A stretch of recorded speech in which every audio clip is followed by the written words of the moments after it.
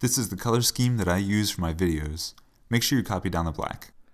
22, the sum of three numbers is 855. One of the numbers x is 50% more than the sum of the other two numbers. So one of the numbers x here is equals 50% more, and you can translate 50% more to multiplying by 1.5. If it was exactly equal, you'd multiply by 1, but if you want to increase something by 50%, then you can represent that as multiplying by 1.5. And the sum of the other two numbers, I know that there's just one variable here, but I'm going to represent the other two numbers, the sum of the other two numbers, by a single variable y, because we actually don't care what they are individually. So therefore, x equals 1.5y. I'm going to change that to a fraction and say x is equal to 3/2 y, and even move this to the other side, 2/3 x equals y.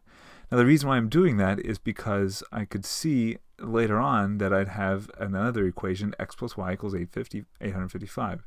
The sum of three numbers is 855, and what I'd need some way to represent y in terms of x. So check this out. When you instead of writing y, you can write 2/3 x. So x plus 2/3 x equals 855. Now you can see the reason why I didn't try and start with this. I moved it around so that I'd have 2/3 x equals y.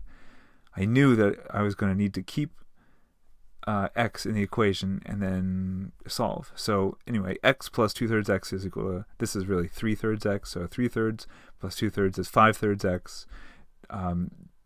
Multiplying both sides by 3, dividing both sides by 5, you get 513, and that's the answer.